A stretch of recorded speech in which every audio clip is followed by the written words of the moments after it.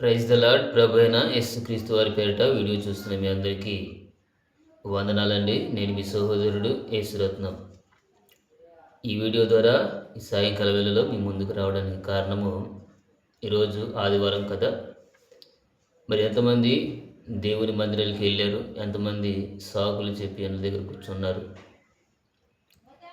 మనము సాకులు చెప్పి ఇంటి కాడ కూర్చుంటే ప్రయోజనం ఏం లేదు, కానీ ఏ విధము చేతనైనా దేవుని మందిరానికి వెళ్ళి దేవుని మాటలు వినటం వలన చాలా మేలు.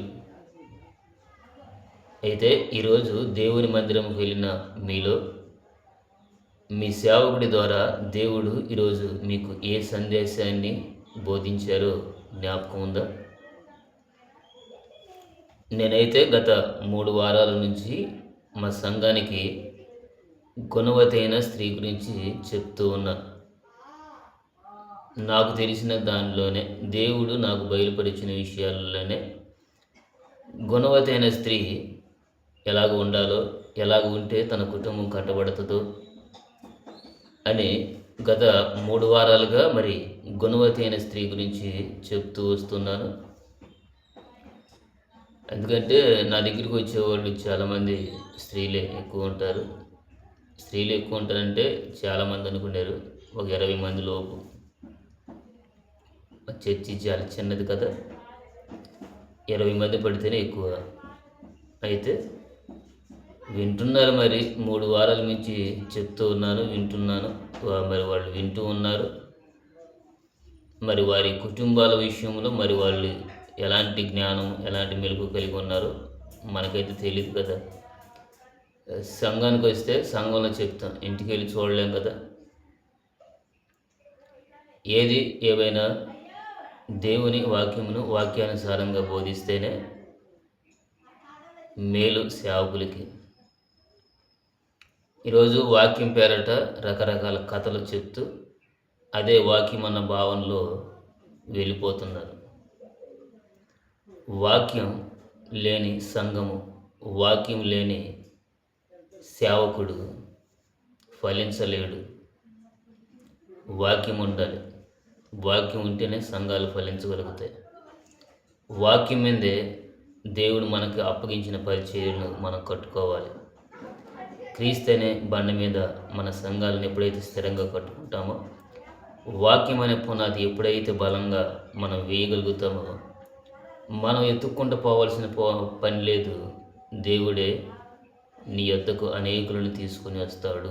ఎందుకంటే మొదట మనం పిలిచిన వానికి నమ్మకంగా ఉండాలి.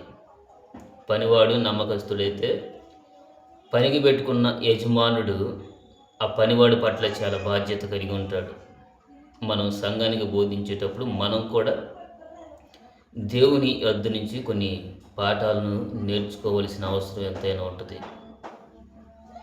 చాలామంది ఆన్లైన్లలో వాక్యం వినేవాళ్ళు ఉన్నారు.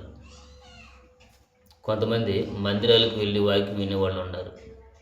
అయితే ఏ విధము చేతనైనా వాక్యం వినాలి. అయితే మందిరంకి వెళ్ళే వాక్యం వింటే చాలా మంచిది.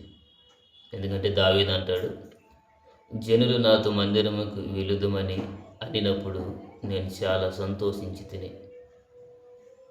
కాబట్టి మందిరంలో సంపూర్ణ సంతోషము కలదు. ఆయన కుడి చేతిలో నిత్యము సుఖములు కలవని లేఖనం మనం చదువుతాం కదా. అలాగనే మనం దేవుని మందిరానికి వెళ్తూ దేవుని వాక్యాన్ని వింటూ గ్రహించి అనుసరిస్తే మన జీవితాలలో మనము ఏం కోల్పోయామో ప్రతిదీ దేవుడు మనకి తెలియజేస్తాడు. వినటం అవసరం, గ్రహించటం అవసరం, నడుచుకోవటం కూడా అవసరమే. ఈ మూడిట్లో ఏది తప్పిపోయినా, తండ్రి కుమార పరిశుద్ధాత్మలో మూడిట్లో ఏది తప్పిపోయినా 3 తప్పిపోయినట్లే. మనం ఆ 3 గుణాలు కలిగి ఉండాలి. వినాలి, గ్రహించాలి, అనుసరించాలి. అలాగ మనం చేస్తున్నప్పుడు మనము మన ప్రాంతంలో కొన్ని ఆత్మలనైనా మరి దేవుని యొద్దకు నడిపించే అవకాశం ఎంతైనా ఉంటుంది. దేవుడి కృపను మనందరికీ ఇస్తాడు. ఈరోజు చాలామంది సాక్ష్యాలని చాలా విలువైన సాక్ష్యాలు సమాజంలో చెప్తున్నారు, కానీ సాక్ష్యానికి తగిన జీవితాలు కనబడటం లేదు. ఎలాగ మారుతారు ప్రజలు? సాక్ష్యమేమో ఏడ్చేలా చెప్పేవాళ్ళు చాలామంది ఉన్నారు, కానీ సాక్ష్యానికి తగిన జీవితం కనబడటం లేదు. కాబట్టి సాక్ష్యం ఎంత అవసరమో సాక్ష్యం చెప్పే మనిషి ప్రవర్తన కూడా అంతే అవసరము. మంచి ప్రవర్తన లేకుండా మనం ఎన్ని నీతి మాటలు చెప్పినా ఎవరు నమ్మరు.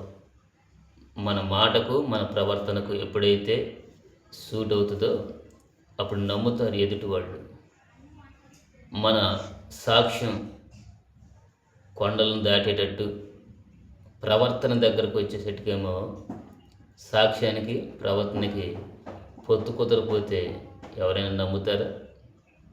కాబట్టి దేవుడు అన్నాడు కదా, వేషధారి నీ కంటిలో దూలం పెట్టుకొని ఎదుటివాడి కంట్లో నలుసుని ఎత్తుకుతున్నావా?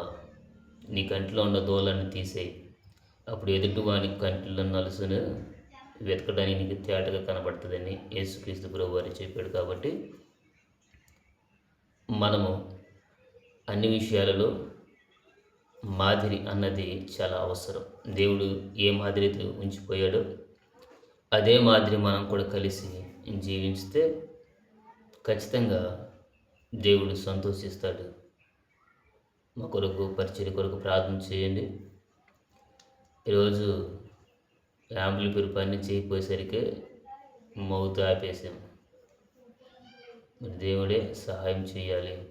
ప్రార్థన చేయండి మా పరిచర్య కొరకు. యాంప్లిఫైర్ 2 బాక్సులు కొనాలని ప్రార్థన చేస్తూ ఉన్నా.